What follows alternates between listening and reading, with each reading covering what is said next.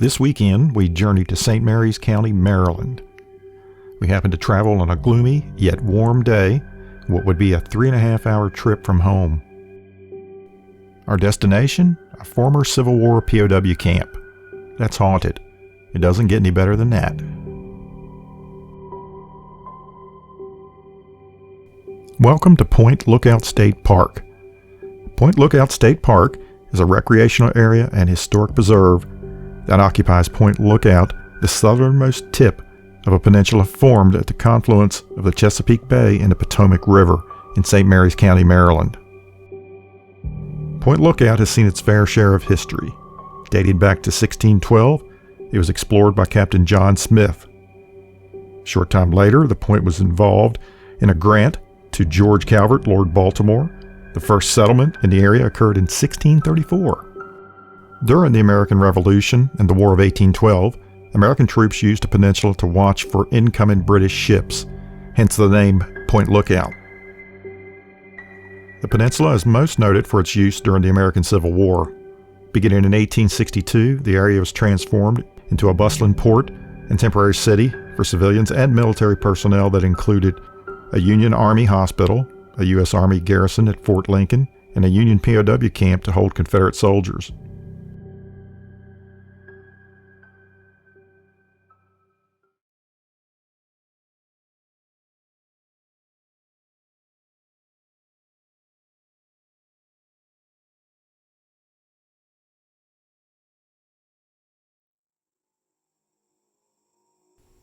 As mentioned earlier, Point Lookout is most noted for its history during the American Civil War.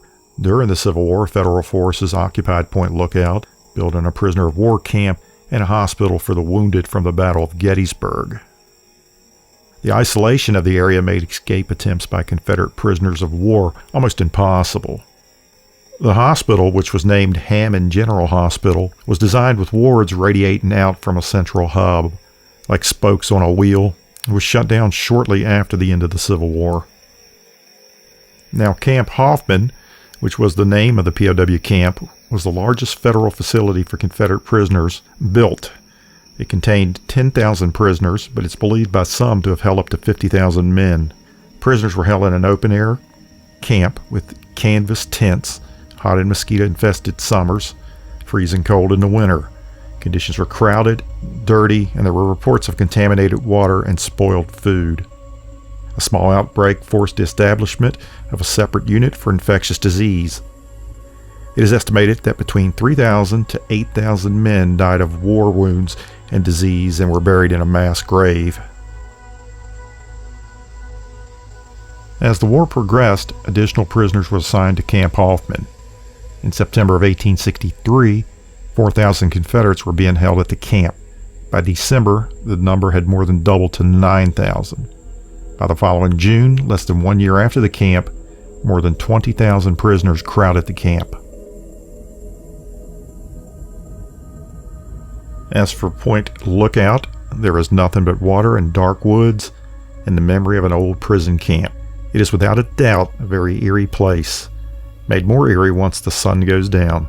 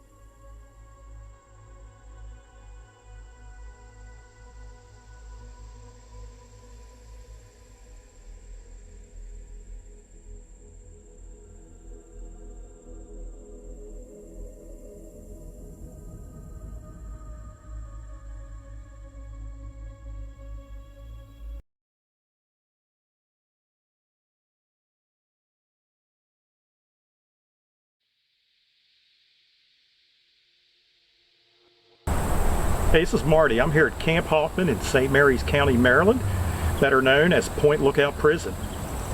This relates back to the Civil War. This was a prison camp for Confederate soldiers. during 1863 all the way through to 1865, and I'm right here in the middle of what would be one of the holding pens. I'm going to take you for a little tour around. This is what we call our summer edition because it is mid-August and it is very hot here, and I want to talk about some of the conditions here, some of the weather conditions. Hey, this is a great location from a historical perspective because it did serve as a Civil War prison from 1863 to 1865.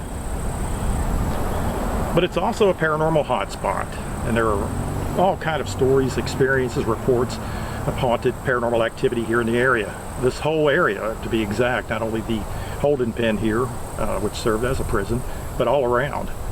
About 52,000 prisoners at different times come through here. This pen here would have held about 20,000. There's another pen that would have held about 10,000 men, and they were crammed as packed as they could get them. A lot of prisoners here were from Gettysburg, right after the Battle of Gettysburg. Thus, that was one of the reasons why this prison was created. Okay, as I say, this is what we call a summer edition because it is mid-August. We've been camping down here this weekend, kind of experiencing the conditions of how it would have been for these Confederate prisoners during the summer. And we've been here numerous times, and I've said in previous segments how the weather and everything was so terrible here. Well, actually, the entire conditions in general, from lack of food to food that, was not good, very meager rations, and then you've got the extreme conditions here in the summer. Very hot, very humid, water that's all over the place from storms. It does not drain very good, this area, and there is water all throughout this field. And these men are actually out here in an open area. As you see these tents behind me, this is basically all they had, and the clothes on their back, literally. So after a few months, your clothes are pretty ragged, and there's about 7 to 8 men per tent here. Very extreme. You'd have to almost compare this to something similar to Andersonville, which was a prison in Andersonville, Georgia, that was for Union soldiers, and the conditions there were very extreme, and they had about 13,000 casualties there. Mosquito? Yeah, they're all over the place. Not only the weather conditions here, but there are other extreme elements too, as far as like insects. There are mosquitoes all over the place, big horseflies, dragonflies. I mean, these critters are nasty, and we've had to deal with them all weekend here. From Friday all the way to today, Sunday, we've been here. The humidity here for this weekend has been about 85%. The temperatures have been mid-80s, and it's very warm. Very warm indeed. Now the men would have put up with this, and of course we're going to take you through here and show you some of the other things here with the water, the drainage. Not very good here. And the plan is to eventually come back in the winter and experience how it would be here in the winter. From what we understand, the conditions would have been extreme then. Icy cold, the wind coming off the bay. Yeah, it would have been not pleasant.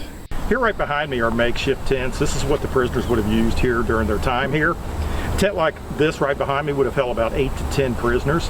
They did pack them in there. Space was very tight, and this whole field around here would have held anywhere from 15 to 20,000 men.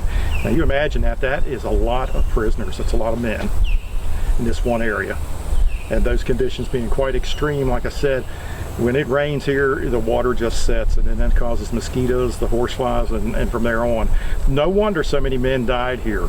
And actually, it's between 3,500 to 4,000 men that we know died here as a result of illness or whether they were shot, because as you can see, as I've explained, the conditions being quite extreme here. Also, too, there were prisoners that were shot on sight. If you disobeyed a rule, if you got out of line, caused any kind of ruckus, guards were more than willing to shoot you.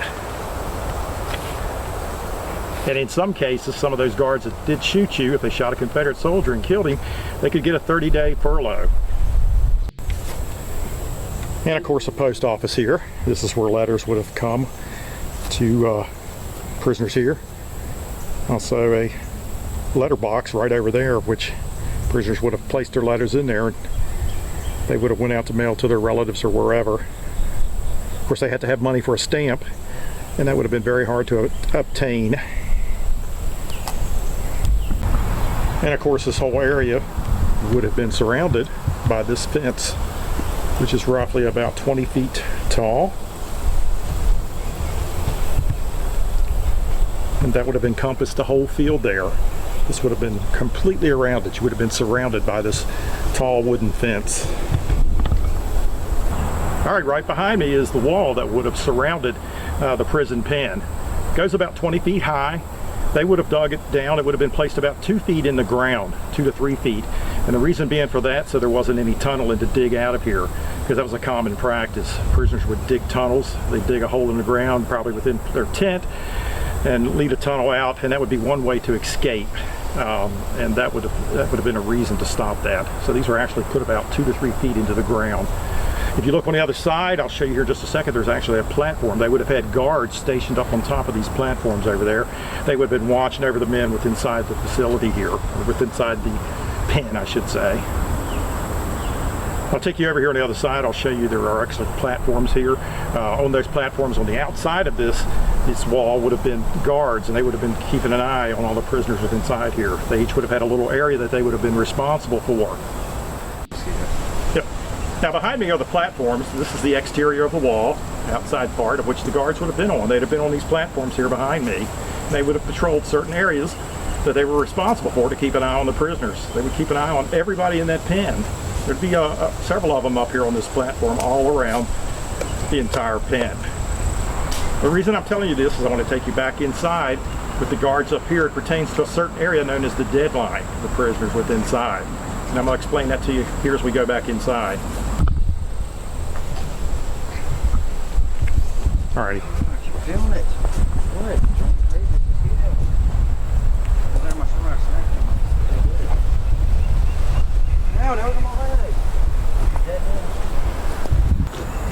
Okay, there's an area here about 10 feet from the wall out. There would have been a ditch here, or a line drawn, sectioned off, and it was known as the deadline. Basically, prisoners could not get within 10 feet of this wall. If you got within 10 feet of this wall, you could be shot on sight, or you were usually given a warning and then shot if you didn't obey, but you could not pass the deadline. And that was 10 feet within this wall right here, and that was strictly enforced. Like I said, you had some guards that would shoot or kill a Confederate soldier for a 30-day furlough. 30 days to go home and be with your family. It's very enticing to do that, especially when you've been in the war and you've been serving for 3 or 4 years. You want to see your family and loved ones. And besides, let's not mince things. There was an animosity between guards and prisoners. They were not treated well here. This prison, as well as prisons in the South. One of the things that made it really difficult too late in the war, there was a prisoner exchange all the way up to 1864. Then the prisoner exchange was done away with, mainly to drain the resources of the South. And so, thus, you really begin to have overcrowding of these prisons, particularly this one here. Like I said, you'd have 20,000 in this pen. There was another pen that held about 10,000. Final result was about 3,500 to 4,000 dead men. One of the things often debated is the conditions here at this prison compared to conditions at other prisoners, and why was it allowed to exist. You know, in the South, many Union men suffered at the hands of Confederate guards, prison camps, lack of food, very extreme conditions as well. But a big part of that was the lack of resources the South had to begin with, just due to the blockade and many things. Their own soldiers struggled to find food and eat adequately. So you can imagine it would be very hard to take care of Union prisoners. Here in the North, Secretary of War Edwin Stanton viewed that as being spiteful, and so it's often believed that he treated Southern prisoners such in the same manner, just in spite of what was going on in some of those Southern prison camps. It's a big subject of debate. I would happen to probably agree with, I think that some of the conditions here were as a result of those conditions in the South. But you got to remember, like I said, conditions in the South, they didn't have a lot to begin with, particularly after the blockade was so successful. Food for just the Confederate Army itself was very difficult to come by, let alone feed the prisoners.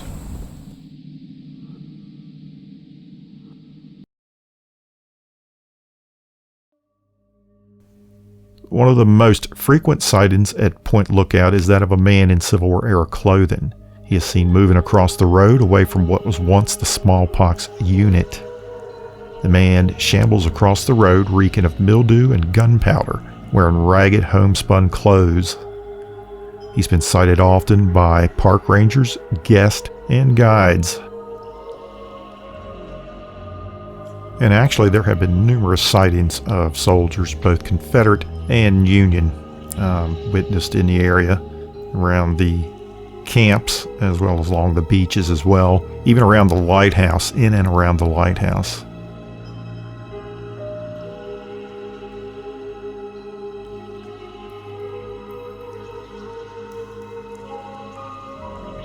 The Point Lookout Lighthouse was erected and began operation in 1830 as the government decided that Point Lookout needed a light to warn ships of shoals and mark an entrance to the Potomac River.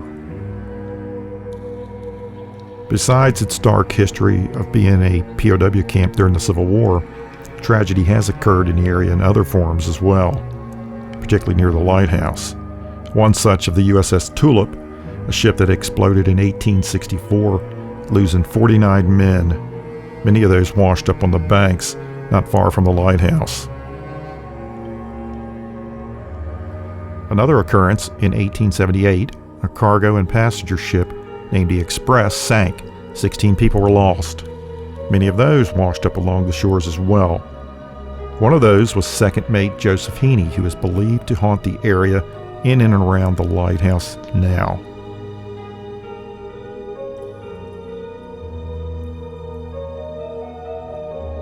Various audio clips that have been captured, disembodied voices that have been heard often. A female apparition has been sighted that's believed to be Ann Davis. She's been sighted at the top of the staircase. Ann Davis was a former resident of the lighthouse. Extreme temperature drops. There have been smells and odors often experienced. Many describe them as sour or rotten. Now, Black Raven Paranormal did have the opportunity to investigate the Point Lookout Lighthouse in 2007, and we'd like to share some of our findings with you now.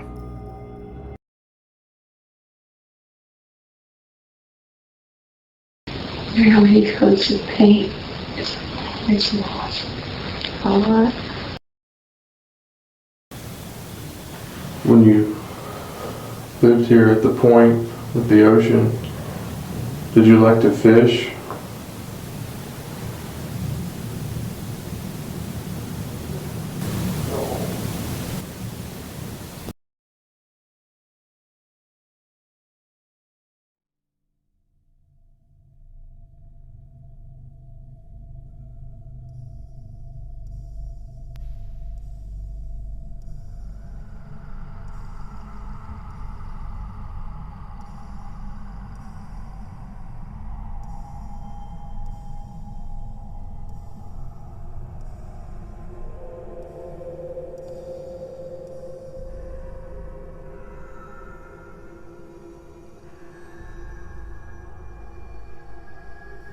Today, a Confederate prisoner of war memorial and cemetery exist on the former grounds of the Point Lookout prisoner of war camp. The mass grave holds 3,384 Confederate prisoners of war who died at the prison camp. The grave is marked by a pillar inscribed at its base with the names of the dead. The privately funded Confederate Memorial Park occupies a 3-acre site next to the cemetery. Although a United States flag is flown in front of the memorial, a prominent Confederate flag is situated on a flagpole just outside the gates of the grounds, in memory of those dead Southern soldiers.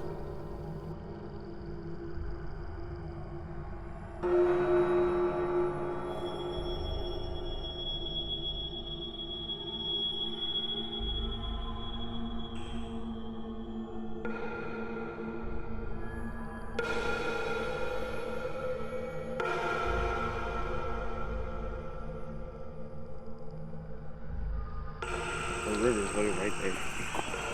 You have to walk through the river, I want to go back to that pond that was next to that college and fish this week.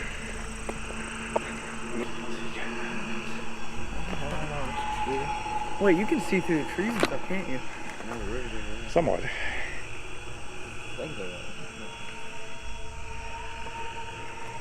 We're disconnected.